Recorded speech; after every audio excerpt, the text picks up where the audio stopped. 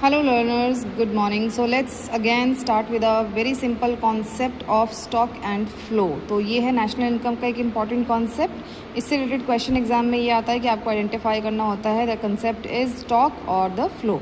So let us understand the meaning first. Stock क्या होता है? whatever we observed or whatever we measure at a particular point of time. Eight a particular point of time जो variable को हम क्या करते हैं, measure करते हैं, उसे हम बोलते हैं स्टॉक वेरिएबल. फॉर एग्जांपल कि आपके गोडाउन में कितनी गुड्स का स्टॉक है 31 मार्च 2025 को, तो ये कौन सा वेरिएबल है? Stock variable, because this is not time dimensional.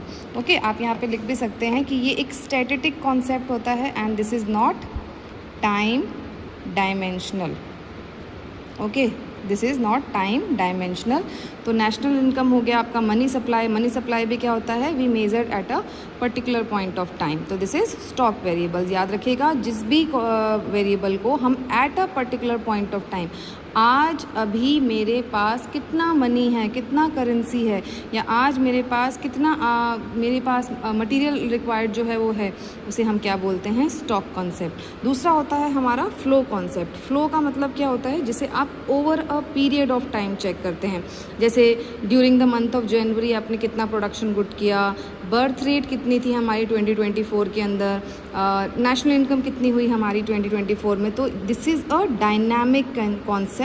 It can be according to a day, a week, a year, etc. So flow concept is simple thing is over a period of time. This is flow concept, and at a particular point of time, this is stock concept. Okay.